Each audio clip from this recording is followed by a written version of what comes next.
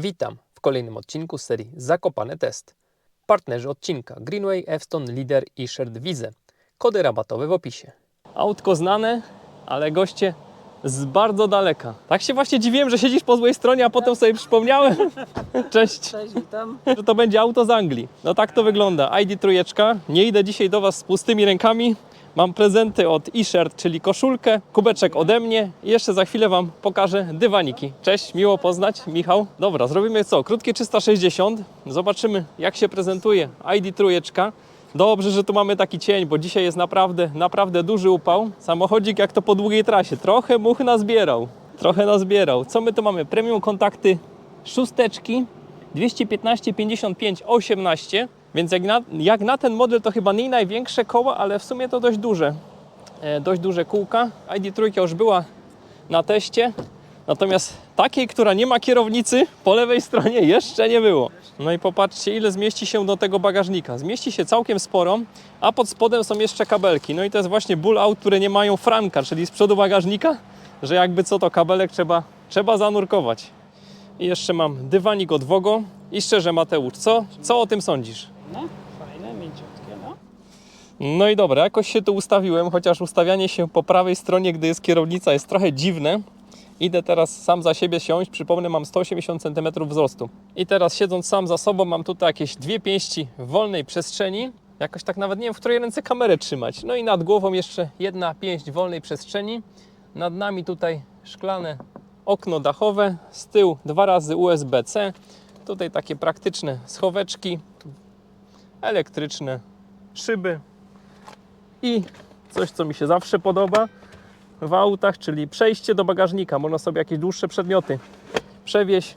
Podłokietnik mięciutki. No i cóż, ID3 jak to ID3. Klasyczny kompakt. No i tutaj udało się zmieścić 1,5 litrową butelkę. Natomiast tutaj mamy taki mikro schowek. No zdecydowanie za mało jak dla mnie. Natomiast tu są jeszcze takie uchwyciki na napoje. Regulowane podłokietniki, to akurat lubię. I to dość miękkie. No, tutaj mogłoby być troszkę więcej. A i na prośbę widzów jeszcze tutaj popukam, więc to jest twarde, to jest miękkie i tu jest twarde. A tu między fotelami z przodu mamy taki bardzo fajny patent. Ja lubię taki patent, czyli schowek na bałagan, jak ja to nazywam, i to zakrywany, bardzo dobrze zakrywany, a w schowku jeszcze 2 razy USB typ C. No i na poprzednim Zakopane teście to nam się w połowie drogi pokazało, a tutaj jest takim trochę standardem. Natomiast jak widać, Mateusz z Anglii przyjechał. Tak, to było po aktualizacji do 3.2.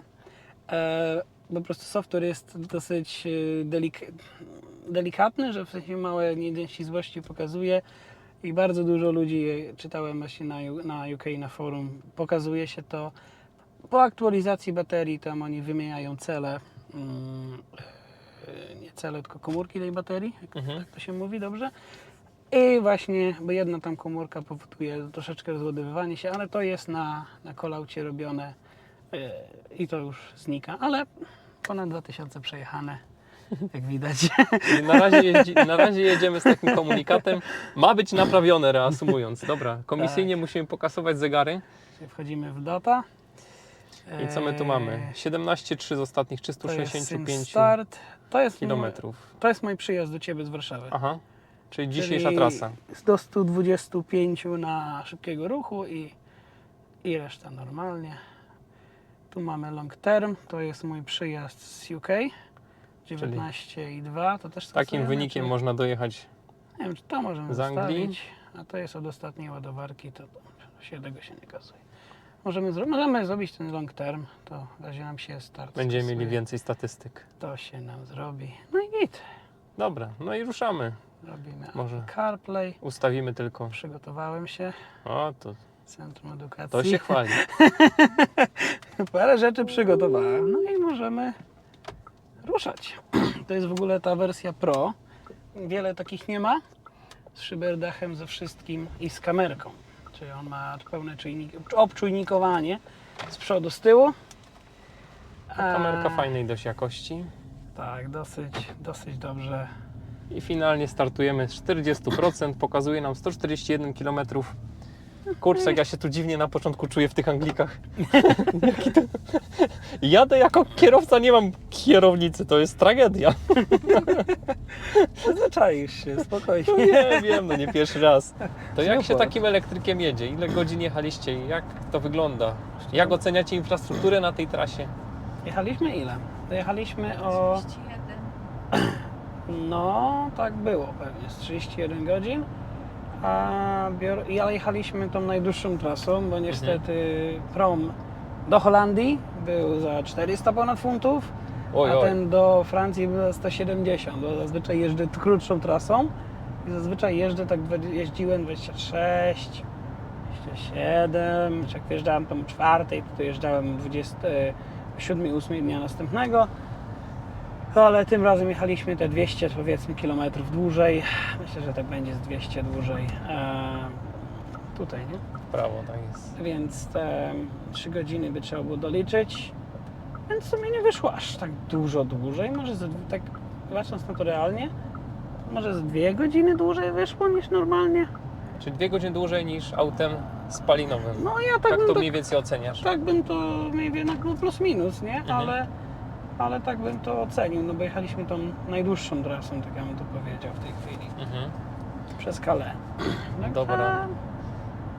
Co ile mniej więcej typowo trzeba taką ID3, no to jest ta podstawowa bateria? Podstawa nie, środkowa, bo jeszcze była mniejsza. Była 44, ale to tak, Całkiem niedużo. to ja bym tego No właśnie, nie brał. co ile musieliście się ładować? Jak to wygląda i na jakich stacjach się ładowaliście? Od Anglii do Polski ostatnia Tesla była pod Berlinem Mhm. i jeszcze użyłem sobie jedno Ionity na wyjeździe z Anglii.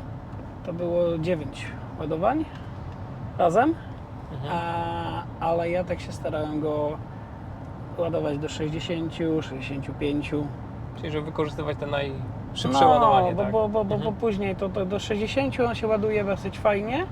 No i tutaj oczywiście zobaczyłem, gdzie przeliczyłem, spalanie średnie tam powiedzmy liczyłem 20 kW na setkę, bo przełączyłem sobie wszystko na kilometry bez problemu. Oczywiście można tutaj fajnie parę kliknięć przełączasz na kilometry, jedno kliknięcie przełączasz na prawostronny ruch, wszystko, tylko to się nie wyłącza. Światła się tylko wyłączają, bo u nas nie trzeba, a tu trzeba i zawsze zapominam. No i wykorzystywaliśmy tak właśnie w ten sposób, obliczałem sobie, mam 160 do ładowarki, no to tam 20 razy 1, 6 plus 5 i do tylu się ładowałem. I Ile typowo taki czas ładowania? Jak tutaj to wyglądało? to już jest po aktualizacji. Mhm. Tutaj startuje ze 130 ładowanie. Mhm. To jest, ile Weronikaśmy spędzali na tych ładowarkach? Po 20 minut? No, No, łazienka, hot dog, trzeba wracać. no tak. Na szybko. No, jak żeśmy... Pamiętam, że jedno ładowanie na Tesli pod takim jednym hotelem, co po prostu wziąłem go na 100, bo żeby się doładował do ilu tam trzeba, czy nawet do 100 mu ustawiłem.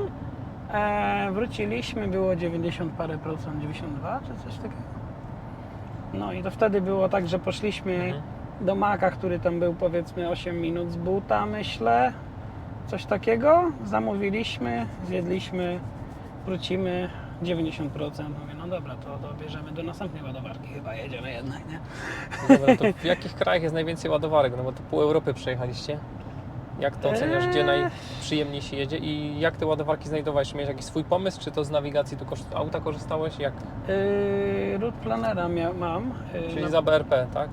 Na premium, ale w moim jednak przekonaniu to się nie... Znaczy, zajebiście planuje, super planuje. W miarę jak masz podłączony OBD, który mam, to szczytuje realne spalanie i to działa bardzo fajnie. Natomiast jak chciałbym z niego korzystać tak na trasie, to nawigacja się nie nadaje do niczego. Nawigację ma tragiczną. Na Apple CarPlayu często się ścina, także jest super do zaplanowania, ale na co dzień używać ciężko. To ja na Androidzie jest to samo. Te same mam odczucia, że to tu się wiesza, tam się zatnie, tam coś się dzieje i... No muszą sobie jeszcze nad tym chyba troszkę Dopracować. Popracować nad tym, bo no chyba będę kancelował tego premium, bo powiem szczerze, jak już się chwilę pojeździ i się zna i wiem, że tam nie wiem, 85% to jest bodajże 44 kW w baterii, no to jestem w stanie sobie to sam zaplanować w sumie dosyć tak dokładnie i wiem, że dojeżdżam na ładowarkę z 4%, nie? Ja się ładowałem na Teslach. Do Niemiec, do Berlina ładowałem się na Teslach, tylko raz się załadowałem, 2 razy się załadowałem właśnie na Ionity w sumie. Przed wyjazdem z UK załadowałem się na Ionity, to oni mają te super te huby, 350, to tylko podłączasz 130, nawet tam 135 się potrafi pokazać na ładowarce, ale drogie są. 75 centów. A jakie miałeś stawki na tej Tesli mniej więcej? No jak patrzyłem na mój bank, na statement bankowy, to tam było 10 funt, 50 zł, 60 zł, 70 zł za ładowanie. Wyszło mnie, no jest sobie, wyszło mnie do Berlina 110 funtów, czy jakieś tam 550 zł za całą trasę. Plus tam Polska pewnie, Migał ci został. pewnie z 200, no to my jak w gazie, mówiąc szczerze. W gazie Czyli tak reasumując, ile kilometrów i jaki koszt? 2000 kilometrów i chyba wyszło 150 funtów, czyli 750 zł. Na gazie mi wychodziło do 200 funtów, czyli do 1000, nawet do więcej jak 1000 zł, czyli dalej to się bardziej... Czyli nawet w trasie wychodzi to lepiej. No tylko, że wiesz, jechałeś przez kraje, gdzie są superchargery otwarte dla wszystkich. Tu gdzie ja jeżdżę, czyli Polska, Słowacja, Węgry, Chorwacja. Wszystkie są zamknięte. A czemu są zamknięte? Ja mam na ten temat prostą teorię. No tutaj superchargery to jest coś, co jest przewagą Tesli nad innymi, a w Europie, gdzie jest taka masa ładowarek, to już tam dla nich to wszystko jedno, czy otworzą, czy nie otworzą, tam już chcą zarabiać na tym, a u nas chcą sprzedawać auta. No i wiadomo, że jak ktoś ma wybrać auto na trasę, a chce mieć superchargery w tej części Europy, no to wybierze Teslę, nie? Tak, to jest to przewaga, no bo jednak jak tutaj planuję, to tylko ten Greenway tutaj w sumie coś tak działa w miarę. No, zaczynają się pojawiać huby ładowania Greenwaya, takie już wielostanowiskowe, No. także pomału to się poprawia, natomiast jest to yy, bardziej skomplikowane, co zresztą na własnej skórze już przeżyłeś. Doświadczyłem, oczywiście. Mogę wysłać później ci filmik, pokazać jak się Czy miałeś fajnie... poza Polską gdzieś takie doświadczenia z gatunku, że stacja zajęta, albo ktoś na Was czeka, albo coś się nie ładuje tak jak powinno? Nie, właśnie dopiero jak do Polski jechaliśmy. Chyba nie. Chyba nie było, bo jak jechaliśmy nawet... Czyli to może działać, tylko musi być taki sprawnie działający kraj, tak? Tak, w kraju chyba raz w życiu chyba coś było, że coś nie działało. Bo pamiętam, jak tu miałeś innego gościa, tak, nie wiem, rok temu to było, on chyba Soulem przyjechał. Soulem byliśmy, tak. To narzekał, że nie działają i w ogóle, ale jest ten Tylko tam jest Route taka Planner. różnica, że tam masz wybór zazwyczaj, nie? A u nas to jak nie Tak. działa, a nie masz nic w promieniu 100 km, no to się robi Tak, słabo, dlatego jak nie? jechałem tutaj właśnie, no to ten Orlen to była tragedia. I to tak się, i on tak się, nie wiem, ja tam z 40 minut pewnie spędziłem, co mnie opóźniło, plus 20 minut korka w Krakowie i troszeczkę przyjechaliśmy później, no ale tam ładowało 12 kW, tak skakało do 20, w ogóle tragedia po prostu. I pojechałem tak załadowałem się tylko, żeby dojechać do najbliższego Power Dota. Tam była 120 bodajże, to podjechałem tam, mówię, dobra, już 20%, w razie czego niech mam na tym Power Docie. Zajechaliśmy, dziewczyna sobie zadowolona weszła sobie do Rossmana przy okazji. Ile to było? 20 minut? Nawet nie, z 10 minut. 60% z 20 styknęło, mówię, dobra, 190 zasięgu, starczy, jedziemy, nie? No. Bo jest fajne to, że ja miałem ten long term, średnią z całej trasy, więc miałem long term jako tam prawie 200 kW, więc on mi mniej więcej policza jazdę taką na trasie. I wtedy rzeczywiście te kilometry, co on podaje, mają dużo sensu. Czyli to się mniej więcej zgadza, jak się nauczy Tak. twojego stylu jazdy. Mieli tam 10% można policzyć na plusie, ale to jest maks, co możesz policzyć. Jak mam, nie wiem, 250 km mi pokazuje tutaj, to 200 do ładowarki to jest bez żadnego problemu, możesz sobie planować, możesz sobie nawet 210 splanować i dojedziesz. Także, No, zdecydowanie. także to Rozgryzłeś to auto. nie, Ja bym chciał, żeby naprawdę. dzisiaj jedno wybrzmiało, że elektromobilność może działać, tylko może działać, jak jest dobra infrastruktura i to jest, myślę, Tak, coś... tak, oczywiście. Ile takie auto w Anglii kosztuje, bo nie doszliśmy do kosztów. To jest dwuletnie Mhm. i to jest tak, nie wiem, czy to jest maksymalna wersja, czy prawie maksymalna. Ale No, już generalnie na patrząc, że ma szklany dach, to na pewno nie jest taka uboga. szklany dach, tutaj w sumie pół skóry, nie wiem, czy są same skóry. Wiem, że po liftingu chyba już są takie, że No właśnie, skóry, czy są skóry. grzane fotele, wentylowane? Wentylowanych nie ma, Ale grzane są. I kierownica też jest grzana, tak? Tak. Światła LEDowe i to Tak. takie, które tam selektywnie, zdaje się, doświetlają, Mhm. tak? Tak. Tylko tutaj to znowu coś jest z softwarem, będą musieli coś zrobić. Coś będą musieli zrobić. Ale dobra, do brzegu. Ile kosztowało to auto? Ja mam cenę 23 koła za niego, 23 tysiące Funtów. funtów, no to ja wiem, że 110 tysięcy będzie Mhm. na złotówki. A jak ubezpieczenie takiego samochodu, jak to w Anglii wygląda? Czy w Anglii, w Walii, jak to mam mówić w ogóle? Wali. W Walii. Trochę szacunku do Walijczyków. Tutaj owieczki wszędzie chodzą, no nie są Walijczykami. Oni nie są Anglikami. Nie wiedzą, co ich różni za bardzo, ale Dobra, Walijczykami to ile? są. 20 500. 120 Czyli tysięcy. 120, no. No takie podobne ceny, myślę, jak u nas. A jak ubezpieczenie? Ja za niego płaciłem miesięcznie wcześniej. Pierwszy raz w życiu płaciłem za samochód miesięcznie, to płaciłem 60 chyba 8 funtów miesięcznie, to tam Mhm. około 700 tego, a zaktualizowałem go sobie teraz już na AC również, bo miałem stary samochód, to miałem tylko takie OC plus kradzież, Mhm. ale mam assistance z Volkswagena, bo mam 2 lata gwarancji, 2 lata assistance, 2 lata przeglądów i coś jeszcze. 4 rzeczy były. I przegląd, i Mhm. gwarancja, assistance, I to wszystko w cenie dostałeś taki pakiet, tak? MOT i coś jeszcze tam. To 4 rzeczy były. To jak sobie to liczyłem, no to zrezygnowałem z ubezpieczenia z asystent na całą Europę, bo mam tutaj, to jeszcze mi tam cena spadła o 5 funtów miesięcznie, płacę 60. Mhm. To 60 razy 10 to 600, A to jest 720 rocznie. 720, no i tam punktów trochę mam to. Akurat pracuję dla firmy ubezpieczeniowej, Mhm. tej, w której mam, więc tam mam 150 około mi wyszło zniżki na to, ale z drugiej strony zwyżka i zniżka za punkty karne się wyrównało, więc 720 tam chyba funtów, jak dobrze pamiętam, to jest tam około 3000, troszeczkę więcej jak 3000 To też takie Za- porównywalne, może troszkę, za pełen pakiet. może troszkę więcej jak u nas, ale to porównywalne koszty ubezpieczenia. No nie polecę Ci Beniamina, mojego kolegi, który ubezpiecza masę gości Zakopane testów, ale jak Wy, drodzy widzowie, chcielibyście skorzystać, to serdecznie polecam. Linki jak zawsze znajdziecie w opisie. Jak do Polski się sprowadzimy, to będziemy korzystać.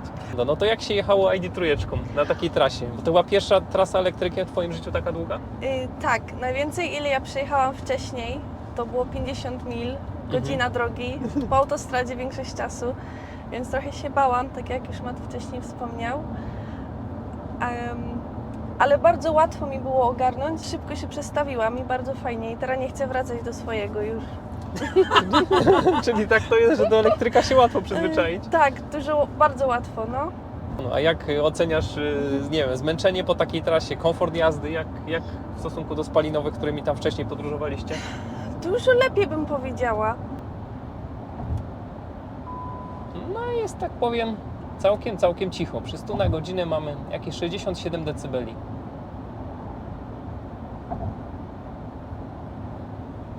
Pytanie z gatunków standardowych. Jak to na co dzień ładujesz? W domku.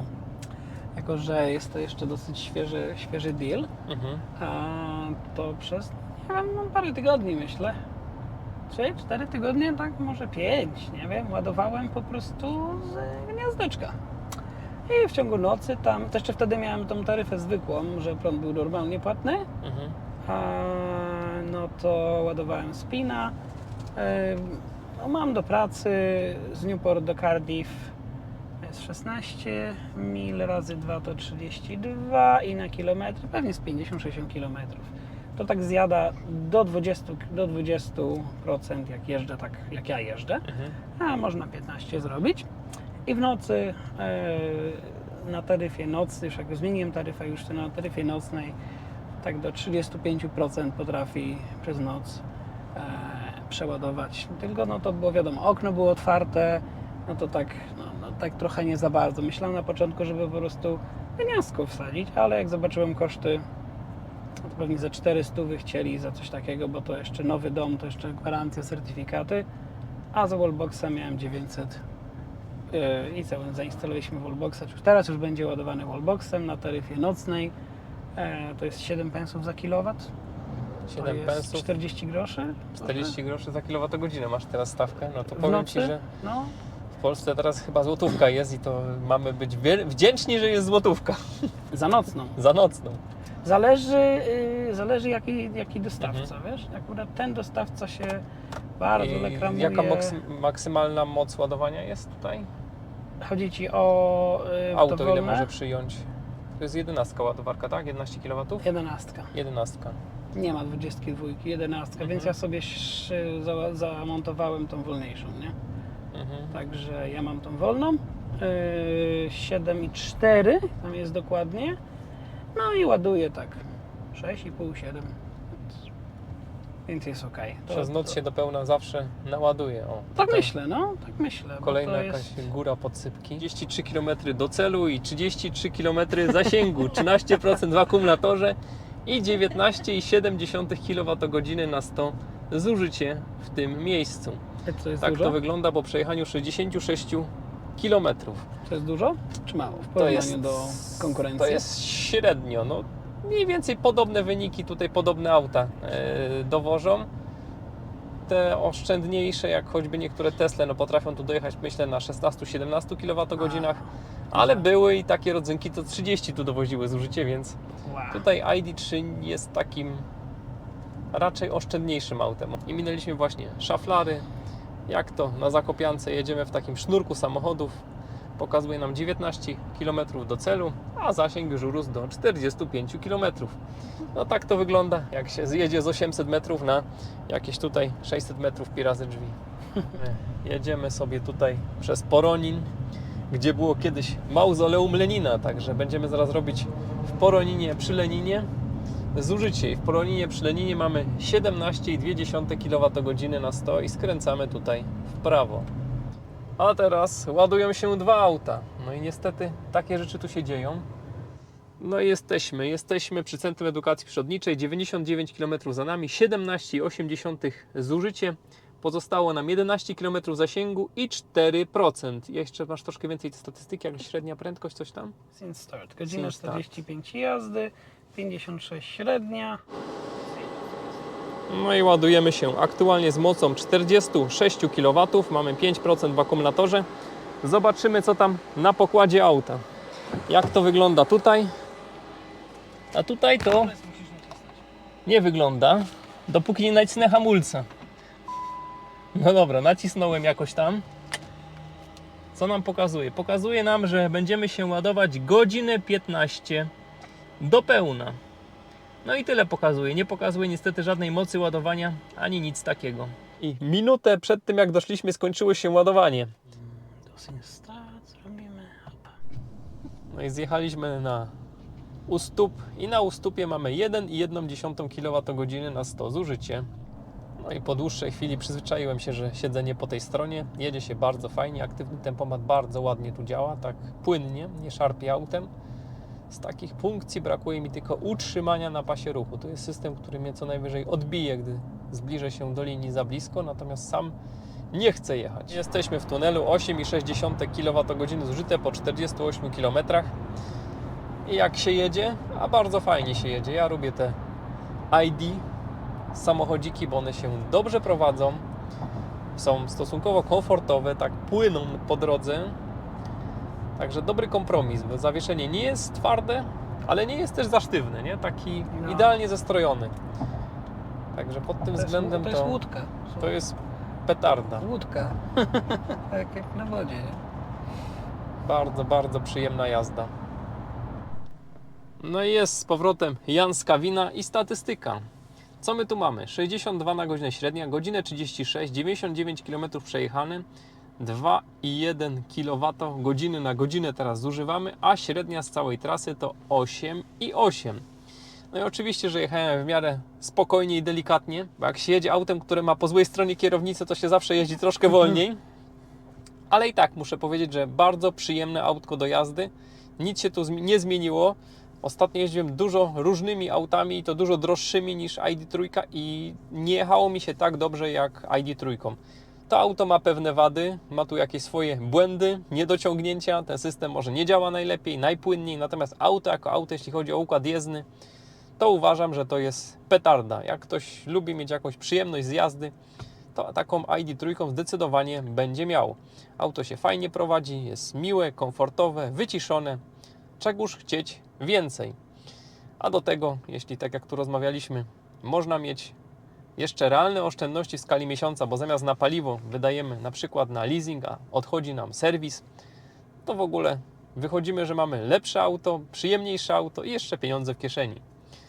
I tym chyba akcentem zakończę ten odcinek. Jak zawsze wszystkim dziękuję za uwagę, dziękuję patronom za wsparcie i do zobaczenia. Cześć! Halo.